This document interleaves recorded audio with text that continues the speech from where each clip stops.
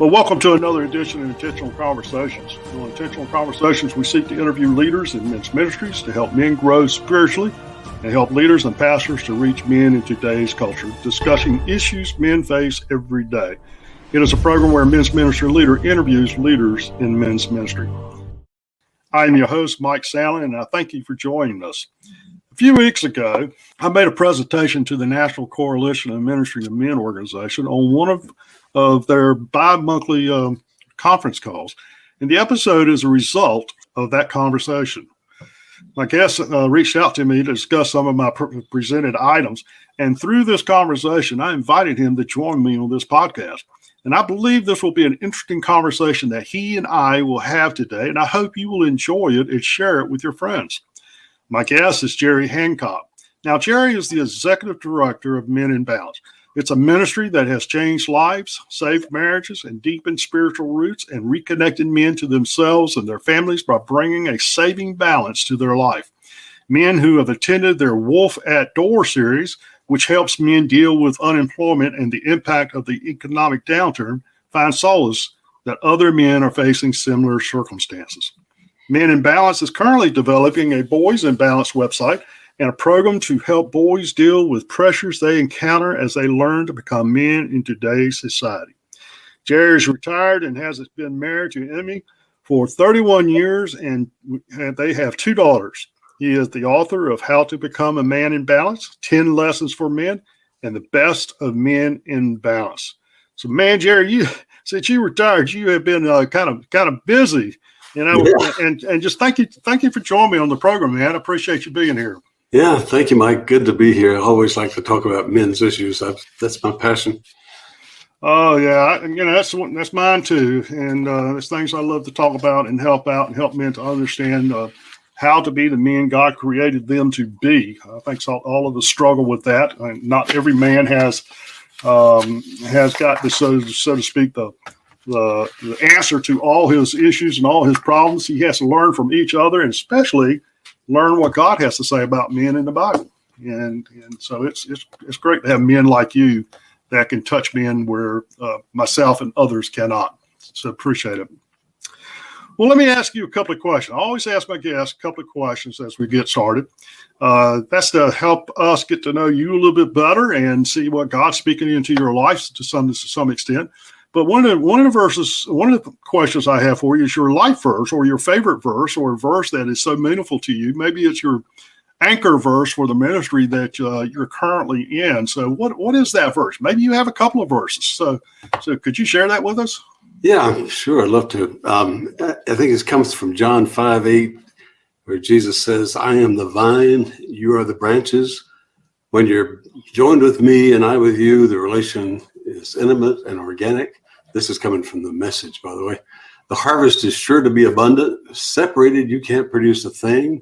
Anyone who separates from me is dead wood, gathered up and thrown on the bonfire. But if you make yourself at home with me, and my words are at home in you, you can be sure that whatever you ask will be listened to and acted upon. This is how my Father shows who he is when you produce grapes, when you mature as my disciples. So what is that verse? What is that? How does that verse so meaningful to you? Why is it there? Well, I've found throughout my life that we all have a tendency to get proud and conceited, and we think we can do everything on our own. This reminds me. That's the truth. This reminds me I can't do very much on my own, and my wife tells me the same thing. But it's so true. It's I can tell you when I have had times in my life where I've drifted away from God or felt like I was detached from God. I just wasn't productive. This makes me productive. Gracious. Well, Jerry, when did you see your need for Christ in your life, and that He is the way, the truth, and the life, that none of us can come to the Father except through Him? When did God pierce your heart, the Holy Spirit touch your life, and you recognize that need? Well, I wish I could tell you that it was after a life of depravity and I came in late, but actually I was raised in the church, and my next door neighbor was the pastor, and I was a captive audience. But by the time I was 8 or 10 years old, I was actually preaching in the little church that we lived in, lived close to. And how old you say? 8 or 10, 12. I was. Oh my gracious! Yeah, I mean, like I said, I was a captive audience to my minister friend next door, and so I was sort of encouraged to become saved at 11, 12 years old, and of course I did that. And but by that time I'd already been preaching, a couple of years. So my career as a preacher, it was nice to get saved after I started my career. But anyway, that was a forming part of my life. I mean, getting to stand in front of a church audience, trembling like a leaf in the wind, but reading the scripture and praying and preaching what I felt like was the right thing to be saying. That's good. You made a point, and I wanted to make sure I heard you correctly, talking about you started preaching at the 8, 9, 10 years of age, but it was 13. I think you said 13 years of age before you really came to the understanding of saving grace of God. And I wonder how many adult pastors we have pastoring churches that don't have that intentional relationship with Jesus Christ, that they're truly not saved either. Have you had any, in your ministry, have you come across any of that kind of situation? Well, certainly I've come across some who felt, who like the scripture said, felt like to me they were dead wood. But, I think, Mike, the saving grace in all this is that we all have dry periods. Every prophet in the Bible has had those dry periods. Jesus told us we'd have dry periods where we might not feel as close as we should. And fortunately, he's there. We haven't changed. I mean, it's not that he's changed. We've changed. And, all we got to do is get back on the track. So. Yeah. Well, I know I can attest to that. There's been, I came to Christ when I was 17 years of age, and I'm 67 now. And there's been times in all those years that I've had those dry spells myself. And sometimes he will do certain things that really will get your attention, help you to understand where you're at, and pull you back. So we've all gone through it, and there's no doubt in my mind that many pastors are going through those too. Well, when Mother Teresa said she had dry spells, that made me feel a little better. Yeah, I understand. Well, let's talk about Men in Balance a little bit. How did Men in Balance come about? How did that ministry start? And what prompted you to do this? Well, I was at the church where I attend now, which I've been there 30 some years, but I was attending the men's ministry, which was basically a non-event. I mean, it was a bunch of guys getting together and shooting the bull, but there was no ministry associated with it, having breakfast together and all of that.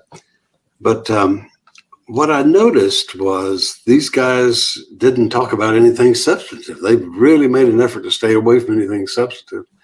And so I decided that I wanted a group where men would talk substance from the get-go, from the time they walked in. It was designed so that we have to talk about real stuff. And so it was really weird. I went to my pastor and talked to him about it. He said, it's a great idea. I already had the name, Men in Balance. He liked that. And then he said, I've got a lawyer friend who can do your nonprofit status, and I've got an accountant who will help you with the bookkeeping, and I think you ought to do it. So all of a sudden I was printing letterhead and sending out letters to people, trying to get a little bit of seed money to get started, and it took off. Well, that's super. That's great. That you made a comment there about your men's ministry at your local church was really nothing more than gatherings. Don't you see that in a lot of churches? I mean, way too much. Yeah, one of the things I do in ministry is I'm a men's ministry consultant, and when I sit back and go into a church or I reserve a church or speak to their men's leaders or pastors, and I ask them what they're doing in their men's ministry, a lot of times their answers are, well, we have a monthly prayer breakfast or a monthly breakfast where we get together, or we go out to some other kind of outing, or or maybe they do put their hands and feet to work and they do something for the community, but very rarely do you hear any discussion about helping men to deal with their issues of day-to-day life and to grow deeper in their faith with God. Wouldn't you say that's the case in a lot of churches? It's sadly true, and I think, to be honest, sometimes ministers become an unwilling partner in that just by not forcing the issue. They'll let guys get by talking light stuff and not getting into the heavier stuff. And they don't even ask them, about their faith or about their faith journey. And I just think that's wrong. I think guys are hungry for that. They just, people told me when I started this, well, lots of luck, Jerry, but you won't get guys to open up and talk in these meetings of yours. And I said, well, I'm going to try. And actually what I found is if I can get them there, they're all too willing to talk. They've been looking for a place they could open up. Oh yeah, I think what happens is a lot of times is we men feel like we're the only ones that's going through that particular issue, and we're kind of embarrassed. That's not a manly term to say, but we're kind of embarrassed or intimidated to make a comment about an issue that we're struggling with, and sometimes it's kind of like the old saying that somebody said one time, when they found out they heard somebody was dealing with a particular struggle, and they finally look at him and say, "You too," Yeah, right. And so we do. In the intro, I made the comment about your Wolf at Door series. It was men deal with unemployment and the impact of economic downturn. There's so many of our men out there who are struggling to find work, and they're seriously trying to find work, and they haven't. And they're having a difficult time. I know I was mentoring a young man who, for over a year, he was putting in applications, and he was having a hard time finding a job that could sustain, and he was struggling. And how do we deal with people like that? How do you minister to those kind of guys? Well, you know what I have found. If you let the group take control, they will take it where it needs to go. I don't need to be heavy-handed and trying to lead them somewhere. And in these cases, once you get guys talking about being out of a job and the difficulties of being unemployed, they'll start opening up and talking about it themselves and sharing what they've learned and how little tips that they picked up on how to, write a resume or go to an interview or whatever. And it's just amazing. God's at work in those meetings, I'm just the plumbing. I'm the pipeline, and I try to stay out of the way and let them talk. And if they get off subject, I'll bring them back in. But I'm amazed at how much men want to talk and will share with each other. That's just the biggest revelation to me. Well, the scriptures out there. The Bible says that two is better than one because they bring a greater reward for their labor. And then it goes on and says that. And if one falls down, there's another there to lift him up. And woe to the man, or pity the man, depending on the translation you look at. It says, pity the man who doesn't have somebody to pick him up like that. And we need men in our lives like that. In your groups, how many men do you typically have in a group? Well, let me say this. When I started the thing, I just wanted to get 2 or 3 guys together. And so I did that, and the group grew. Then I started offering it to other churches. And the sad news is that I didn't bother to keep tabs of how many churches were using the materials. So I've probably got 50 or 100 churches out there using the materials, but I don't know who they are. And I didn't, unfortunately, keep up with them in those early days. But the best size group is probably 6 to 8 to 10 guys. When you get much larger than that, people don't get a chance to say as much. I have had groups as large as 100, but they break into smaller groups for the discussion part. Mm-hmm. And do you discuss anything in particular, or do you just let the guys just open up and share whatever's on their heart? Yeah, we've got a pretty definite curriculum. And the curriculum, when I say curriculum, what I mean is we have a subject that we're going to talk about each time. The main subjects that we deal with are the things that trip up men, like marriage and career, sex and intimacy, and family life, and finding meaning in life. Those are the topics that that we tend to focus on, and heaven knows under any one of those topics you could find 10 or 12 different classes, if you wanted to call them that. But again, I don't try to structure it too much. I let the men take it where they want to go. And what I find is men are very interested in marriage and in strengthening their marriage. They have had ups and downs in their marriage. They don't know how to handle the wife's upsets. They feel like she's so much better at communicating than them, and they're a little bit intimidated with her ability to put words together and say what she means. Plus, they're not used to coming out with what's on their mind, unless they're drawn out. And so it's tough for them. A marriage situation is tough for men. And I use that as a sort of a vehicle to get into their spiritual side, because, what is true about men is the wife is probably the only, in some cases, but certainly the major source of spiritual encouragement. And that's a big burden to put on a woman. We need to share that with other men. Amen. So you've got a woman who's trying to be all of that to a man, in addition to being, partner and everything. That's a big request.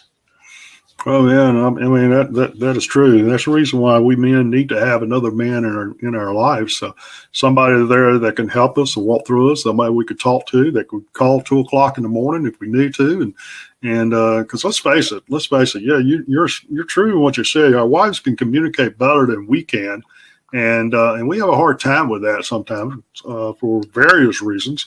But it's always good to have that man in your life that you can just reach out to and just unload on, because he will understand much better about some of the things that you're thinking through, your processes, and how it's bothering you, more than your wife will, because she's looking at it from a woman's standpoint.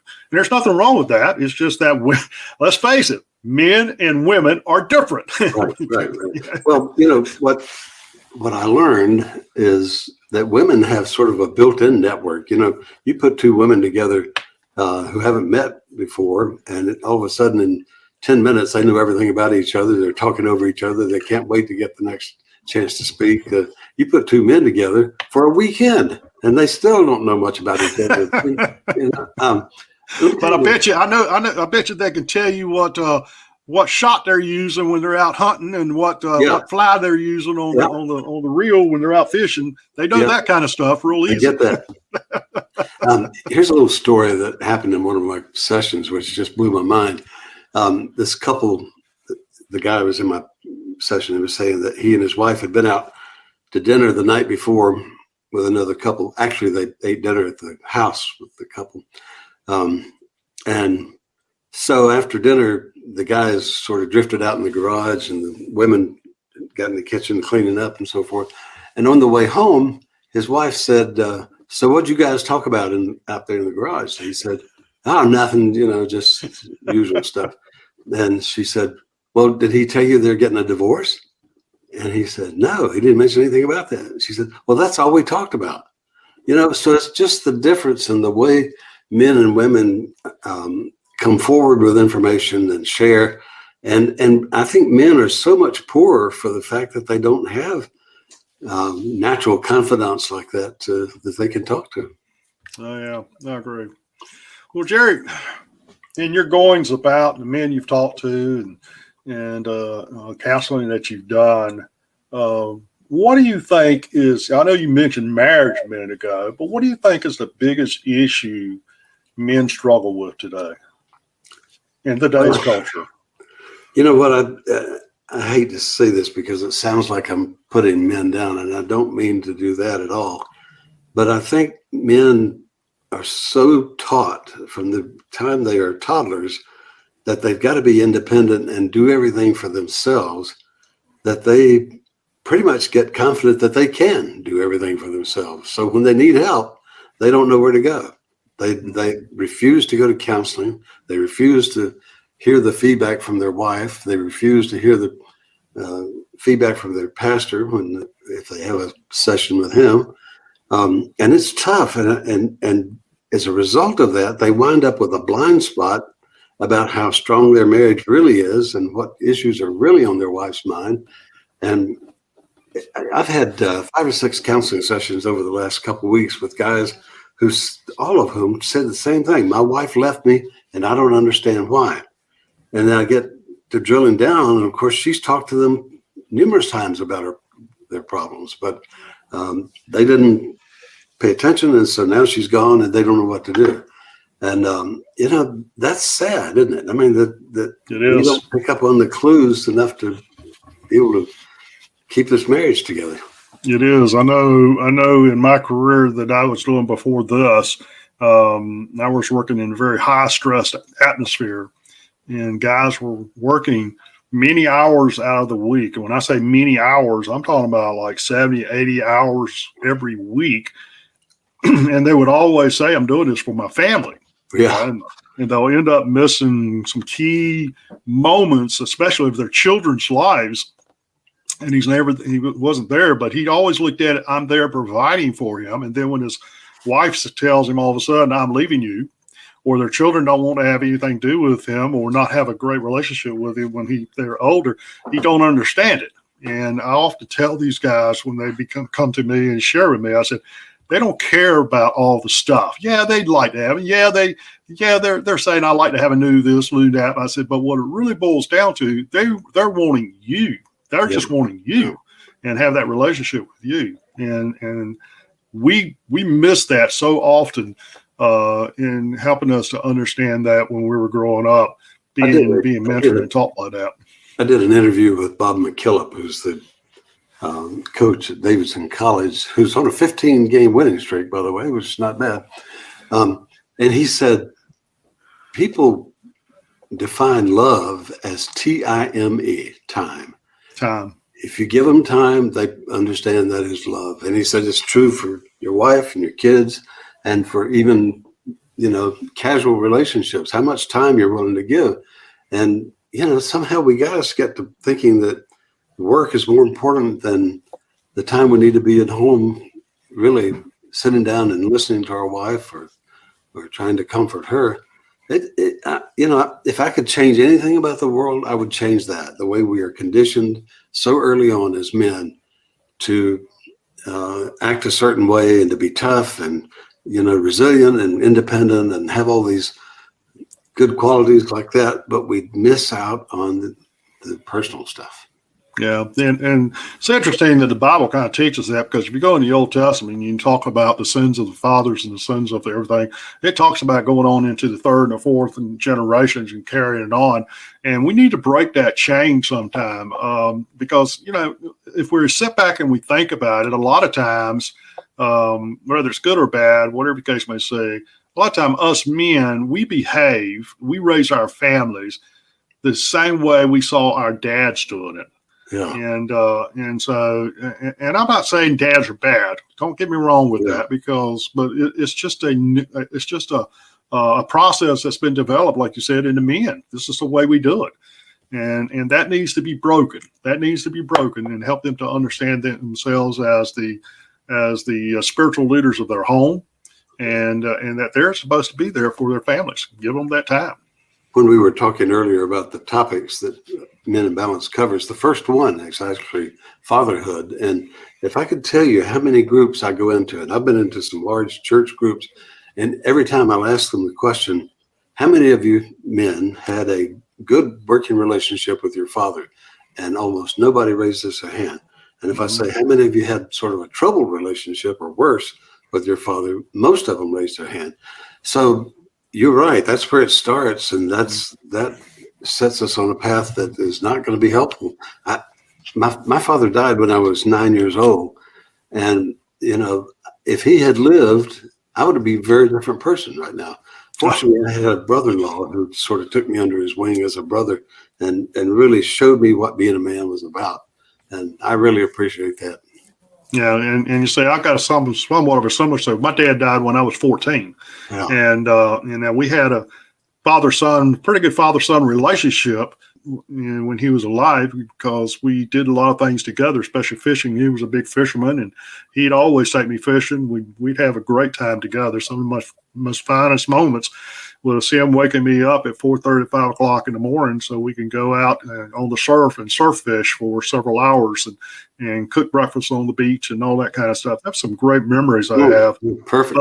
But he died when I was 14, and there was nobody to step into that role for me to understand in my teen years what it really meant to be a man. So over those next several years, I really struggled, and I always felt like I was a little bit behind my peers because I didn't have that father figure in my life during some of those formative years. Yeah. And that's so important for us to have those kinds of individuals.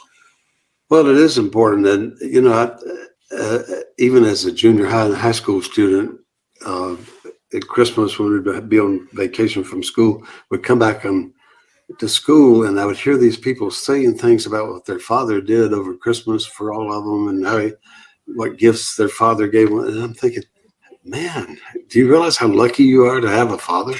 That's right. It's just something that hole that leaves in you, Mike, is something most people don't understand. No, they don't. And I can relate with you in a lot of ways. And I'm thankful that you had somebody to step in and kind of be that father figure. But I didn't have that individual, and I struggled in a lot of ways. And the interesting thing is that I raised my family for what I remember about Daddy doing when he was alive. And so I did that for a long time till I understand there is a different way to do that. Yeah. Not to say he was a bad dad. He was not a bad dad by no stretch of the imagination. Yeah. But he was, but from a spiritual standpoint, he lacked a lot of training also. And it took some time for me to do that. That's why the work you and I are doing is so important. I mean, we've got to get guys to understand that they can liberate themselves from that. They can pick up wherever they are and change the way they're doing things.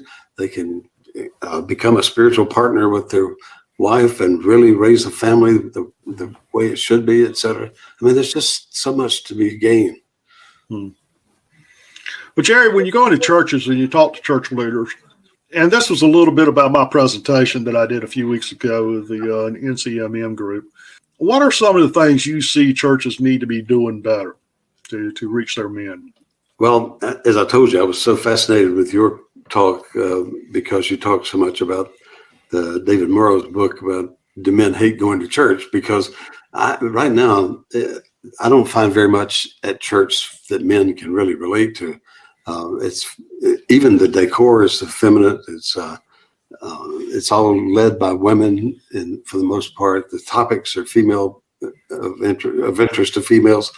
I mean, I'm exaggerating, of course, but there's just not as much there for men. And yet I try to tell pastors, do you understand that these are the potential leaders of your church? These are the folks that are giving you money and to make all these programs possible. And yet we have very little for them other than the finance committee or the parking lot attendants. We don't have much to offer men. And you can look at the offerings in the church, and they're just the brochures are there for everything but men. You're right. I couldn't help but think in the last couple of weeks I was sitting in church and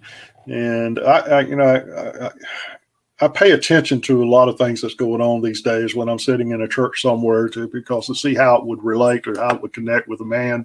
And I couldn't help but think of some of the songs we were singing in the last few weeks. We're really more feminine in nature in so many ways. There was nothing wrong with the songs. The songs were on target as far as the theology or the doctrine aspect of it, but it was being sung from like a feminine standpoint, or the words were being put together from a feminine standpoint. So men don't talk like that. men just don't talk like that, And so, well, I learned this early on when I started running these small groups, that I can't come down hard on men and tell them how they're doing things wrong, because they've already gotten tons of that at home and elsewhere, And so what I try to do, and it's worked so far, is I try to just let them talk about whatever's on their mind. And right. And here's the interesting thing, Mike. In most of those cases, I never mention God, but they do almost immediately.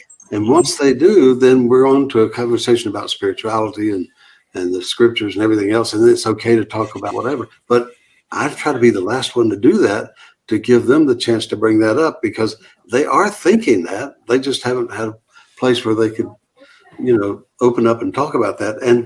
And what the biggest question is, how am I doing with my wife, and how is God looking at me? If you I was going to ask you, how do they usually bring God into the subject matter? How do they bring God into the conversation? Well, they'll talk about something their wife said or something the pastor said that caught their attention, or they didn't understand, or they felt like was a little bit too hard on men or whatever. And they'll bring that up for discussion. And then all of a sudden we're off and running. And it takes almost nothing to get guys. Let me back up. When we talk in these small groups, I have never had it happen that we went more than about 10 minutes before somebody's talking about God or spirituality or their faith or whatever. That's just amazing to me. And it's not me that's bringing it up. That's the cool thing. Why do you think that is? Well, I go back to the fact that I think there's a tremendous hunger in men for from their soul. They're dry. They feel like they have very little coming their way to nurture them, and any crumb that they can get that sort of helps soothe that, I think they're interested in. So when people tell me that men aren't interested in church or men aren't interested in having group conversations, I say you don't live where I live, because I've just never really experienced that. Yeah, that's interesting, and it's neat because a lot of times when we do these things, getting men together to talk, it's strange how some of the things they will talk, and if you do broach a certain subject matter, they sometimes will bring God into it somehow, even in work. If you're at work somewhere and you're talking to them about issues men are dealing with, sooner or later God's going to come up. And you said something earlier that's really important. I want to go back to it, because you said once they find that other men have the same issues, that's what makes it work. Once they hear other guys saying, "Yeah, I've experienced that. Yeah, I've wondered that too." They feel comfortable. They know they're in the right place because other guys are opening up too. Oh yeah, years ago, Barna Research and some other researchers did some surveys, and it was captured in Pat Morley's book. Well, I should say Man in Miracles. It's actually 3 different authors on that book, captured in that book, in the book No Man Left Behind, where they talked about out of every 10 men in church, and they were talking about men in the church, where they were talking about 9 out of 10 men will have children who will grow up in the church, but then will leave the church. They will become the dones, so to speak. They're done with church. They don't want to have nothing to do with it anymore. 8 men will be dissatisfied with their jobs. 6 men will struggle financially. 5 men will go through divorce. 5 men will have a problem with pornography, and 4 men will go through a divorce. And 1 man out of that 10 will kind of have a biblical worldview of what's going on. And that was 10 years plus ago, that statistic. And I'm sure it's much worse today. And I can relate with some of that stuff because I'm one of those men who worked in a job for many years and I was not happy in my job. So I relate to that. But the point is, we put on that face of everything's okay. Yeah. What's that most popular word men like to say when we gather together with somebody? How things going, man? How you doing? Yeah. And the next question is, what do you do for a living? Right? Yeah. Well, I'm fine, man. That's and then I talk about my job. That's correct. Yeah, right. So we did a survey right after I started Men in Balance, and this was all church-going men, and I asked them some really deep, troubling questions. But the results of the survey said men feel like they're just going through the motions at church. They don't feel like they're getting fed spiritually like they want to. They don't feel like they treat their wives well. They don't know how to talk to their wives about important issues. They're not sure their children respect them or that parenting, the children in the right way. They don't see themselves as the spiritual leader of the family. And I said, well, then who is, but it's just, and you look at that list of questions and you realize men are a mess. I mean, they're really struggling. And and so I think anything you and I could do, or any other men's resource can do, is just really valuable. It is interesting. It is interesting.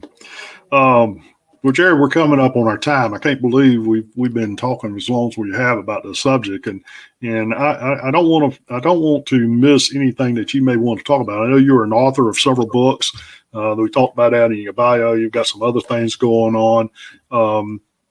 Tell us a little bit about the programs that Men in the Balance have, that men in churches could tap into to help their men out. Yeah, it's actually totally lay-led. We like to have the church, the pastor kick off the sessions, or sometimes I'll kick off a session if it's close by. But the important thing is that it's somebody in the church, a man, who decides that a program like this is needed and picks 5 or 6 other guys and has a meeting. We provide the curriculum, and it's all discussion led. So there's not much to do except ask provocative questions that get guys talking. And so that's basically the core of the program. We have done some conferences and those kind of things, but the bread and butter is the small group meetings. And of course, COVID has really hurt that. We've done some with Zoom, but Zoom is not the same thing as meeting in person. No. So I'm really looking forward to when we can open back up again and have these meetings. I mean, of course, the difficulty there is finding the time and space that works for men. Men have very complicated lives, and like you said, they get they get feedback from their wife. They're not spending enough time at home, and they're taking this time away for themselves, and they feel guilty about that. So it's a really complicated mix. But in answer to your question, I didn't write these books. I think the men wrote these books. I've got one called 10 Lessons for Men, and one called How to Become a Man in Balance, and one called The Best of Men in Balance, which is sort of a compilation of some of the podcasts and articles I've written and everything. But I just want to say to men, those are free at Men in Balance. Just call and ask for those 3 books that Jerry talked about. I don't make any money off of them. I give the money back to the organization, but I just think there's resources out there for men, and you don't have to tell anybody you're reading that book. You don't have to tell anybody you ask this question. You can just pick it up and learn something and start behaving differently at home. So I tell men, this is, Mike, this is so simple. I say, do you kiss your wife goodnight? Most men say, no, especially if I'm in a bad mood. Do you tell her you love her? That's when you need to kiss her goodnight. Yeah, that's right. Do you tell her you love her? No. Well, just make it a habit. Just one night before you go to bed, kiss her goodnight and say, I love you, and see what her reaction is. And it's such a mind-blowing experience for the woman. They don't know what to do with it. But, all of a sudden they're onto something that they can do, a concrete, specific thing they can do to improve the situation. And so that's what I find. One of the things I do lately these days, talking about doing just little things like that, is I do a lot of the cooking these days for dinner and for supper and so forth. And my wife helps out sometimes, and sometimes we're in the kitchen together. But somewhere after supper, when we're getting the dishes together, I said, "Good job, babe. You did a good job." And she'll look at me and say, "Well, I didn't do any of the cooking." I said, "Yeah, but if you hadn't bought the stuff when you went to the grocery store, I couldn't have done the cooking." There you go. It's a partnership, isn't it?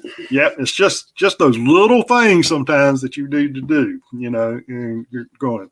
Well, Jerry, if somebody wants to get up with Men in Balance to learn more about what you do, and or maybe even to connect with you on starting a program in their church, that Men in Balance program in their church, how would they do that?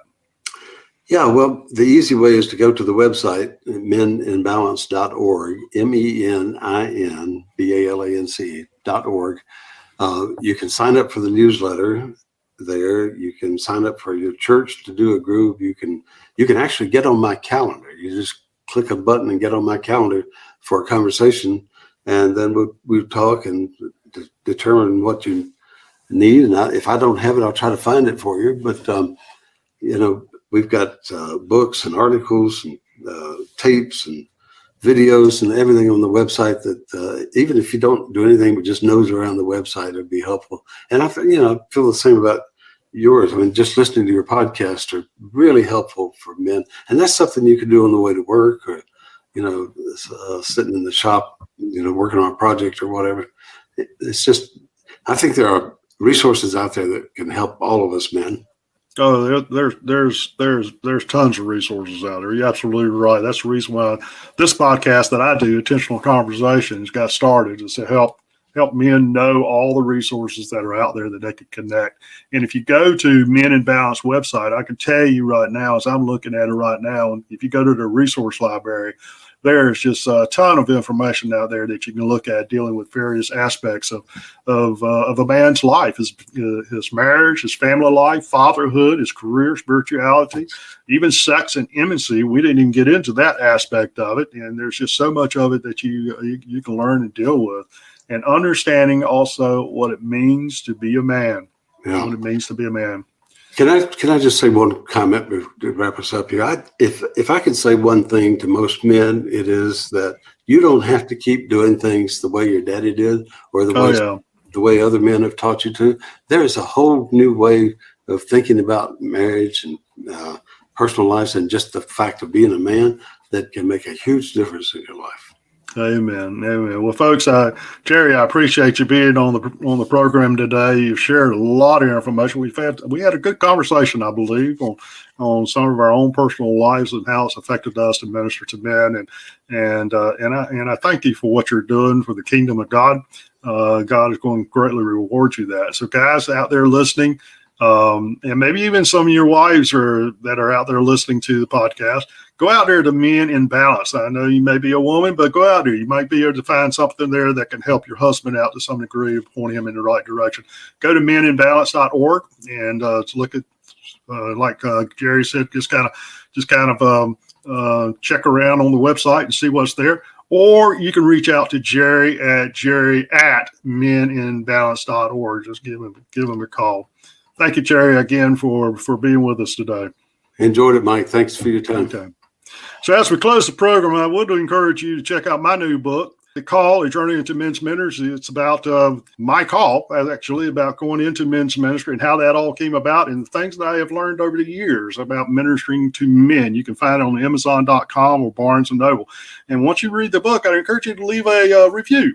We would love to hear from you, and it's greatly appreciated. And I thank you for listening to Intentional Conversations with Mike Salmon. It is a production of Cape for Your Men, a men's ministry organization, which is a 501c3 organization under the auspices of Ministry Alliance. And please share this program with a friend. Tell them to get out there and look at this and see the upcoming episodes that we got coming up in the coming days and weeks and months ahead. If you'd like to give to Cape for Your Men to help us to keep this program going, just go to capeforyourmen.net and click the donate button up there at the top. It would help us out, and we would greatly appreciate it. And you can learn more about what we're doing and the events that we have coming up that Cape for Your Men is sponsoring. But for now, I will leave you with this blessing that a mentor used to pray over me every time after we finished up. He would say, I pray that God will give you a rock to stand on, a brook to drink from, and a tree to shade you. So this is Mike Salmon saying, God bless, and I hope you will join me again on the next Intentional Conversation with Mike Salmon.